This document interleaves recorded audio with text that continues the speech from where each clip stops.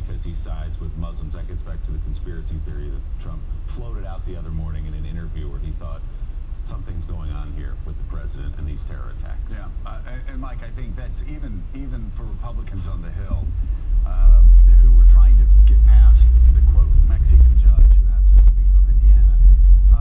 When you start floating conspiracy theories all day suggesting the president may be in on this, then you go on Howard Carr's show at night and refuse to clarify and say, you know what, I'll let people figure out whatever they want to do. That's when suddenly, Republicans on the Hill say, this is just too much. I don't care whether it upsets some of my constituents at home or not. I am not going to have my name tied historically to a guy that's talking about Mexican judges, who's talking about conspiracy theories with Vince Foster, who's talking about conspiracy theories with the President of the United States being in cahoots with ISIS, and who is going on and on and on about a Muslim ban that is as anti-American as any proposal I've heard. You know, there's so much coming out of the Trump campaign, and there's so much rhetoric that Donald Trump uses that is over the top, that what he did the other morning was really disruptive.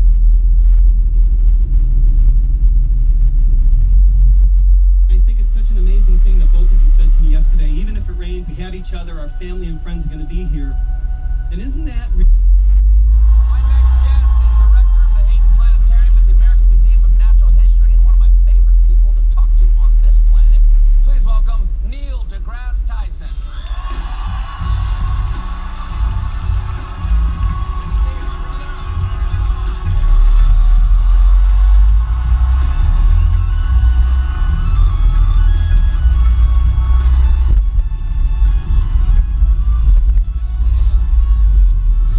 There aren't a lot of scientists that audiences will get on their feet. Yeah, I gotta say.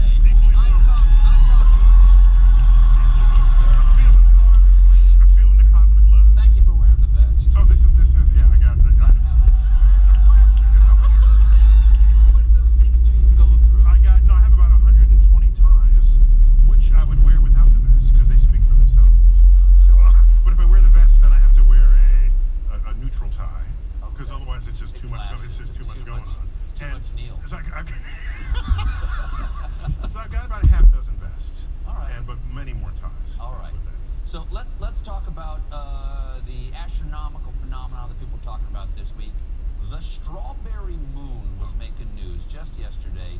What the heck is that? And Every moon of the year has a name in practically every culture. I know, like harvest moon. Yeah, it's a or harvest or a moon. hunter's There's moon. a blue moon. There's a hunter's moon. There's a snow moon, and you go through these. Wait, say what is technically what is a blue moon? Oh, blue moon. Did you just ask me? Do I know? What? Because I'm guessing it's not. Ask that question. I'm guessing it's not an official. There you go, right there. Oh, beautiful. Is that a pretty moon? Okay, but from Earth, the moon doesn't rotate. I understand, but I wanted to say. No, you don't understand. Well, I wanted to say all sides of the story. I wanted to say all sides of the story here. So I asked that because those labels for the moon, those aren't real. Those aren't scientific labels. Oh, Those are no. folk labels. No, they come from most of them from the days when we were agrarian.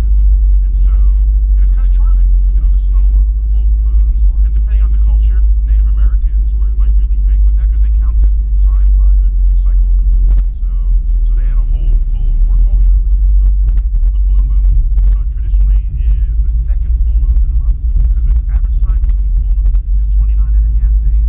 And if you just fit that into a 3-day month or a 31-day month, the second full moon is a blue moon. Also, it doesn't happen that often. No, yeah, it happens. All right. So I got a cool one. You ready? So there's another moon, the moon in June. So the full moon is always opposite the sun. So when the sun sets in June, it's actually very shallow below the horizon.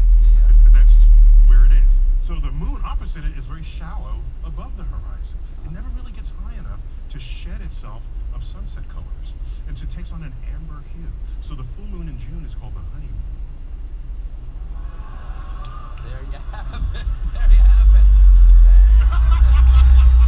I'm just saying. There is no astrophysicist on the planet who plays the audience like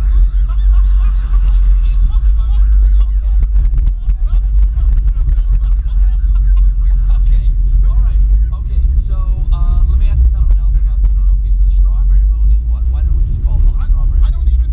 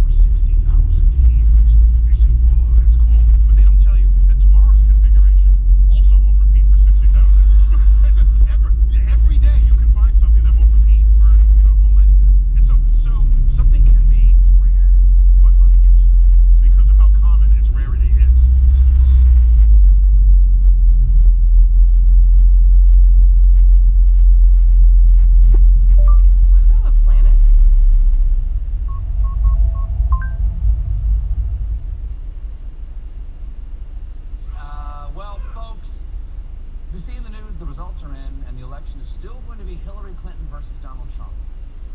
It is the very first time in American history that both political parties have the same slogan. 2016, look, it is what it is. What are you going to do? And there is huge news in the race to be the most powerful person that America has settled for. Last night, the Federal Election Commission announced how much cash each campaign has on hand, and Hillary Clinton is burying Donald Trump $42 million to $1.3 million.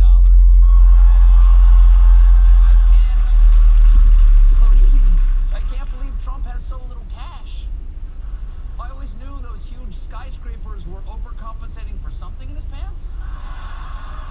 I just never imagined it was his wallet. In fact, Donald Trump is so broke he's had to stop feeding his herpes. He sent it to a farm upstate. It'll be so much happier up there. Chasing rabbits. Yeah.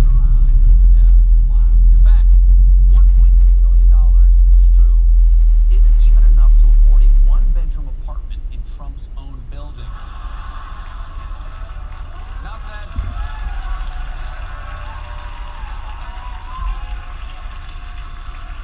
Not that he would want it. I hear the landlord is a jerk. I don't understand. This is kind of mystifying to me. How could Donald Trump's campaign have less cash on hand than the Veronica Mars movie raised on Kickstarter?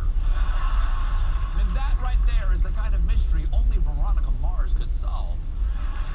If Donald Trump had the money to hire her, which he does not. Not only is the Trump campaign poorly funded, but it estimates it currently has about 30 people on staff across the entire country. Donald Trump would have more full-time staffers if he just hired Arcade Fire. To put that in perspective, if my studio audience worked for the Trump campaign, I would probably be doing a very different monologue right now.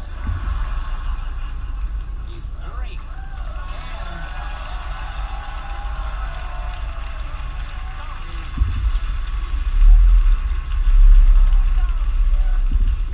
Keep in mind, running for president is extremely expensive. In 2012, Barack Obama and Mitt Romney each spent over $1 billion. That's billion with an alien. But Trump only has $1 million. That is 1,000 times less than he needs. Now, obviously, there's an easy fix here. Just make the campaign 1,000 times smaller. Start with tiny yard signs, and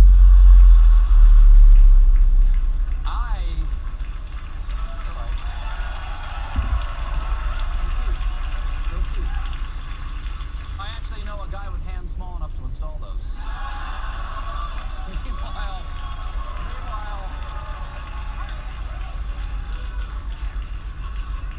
Meanwhile, Hillary Clinton's campaign is growing. She's gaining new supporters just as fast as Chelsea can crank them out.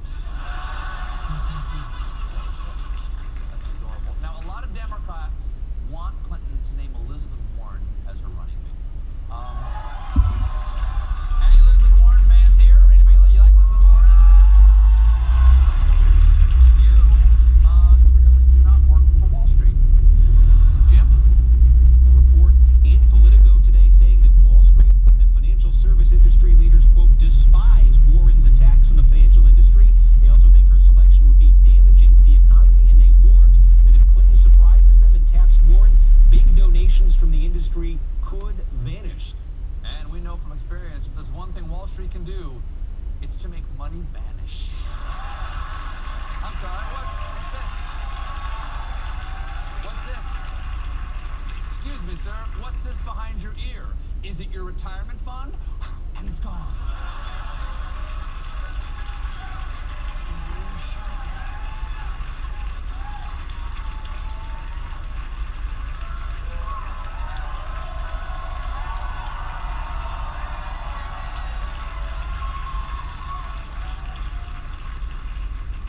Illusion! And Hillary has to take this Wall Street threat seriously because Wall Street has already given her $27 million calls it two speeches. But if Wall Street really is vetoing Elizabeth Warren, the question is, who do they want to be Hillary's vice president? My money's on the monopoly guy. Not a bad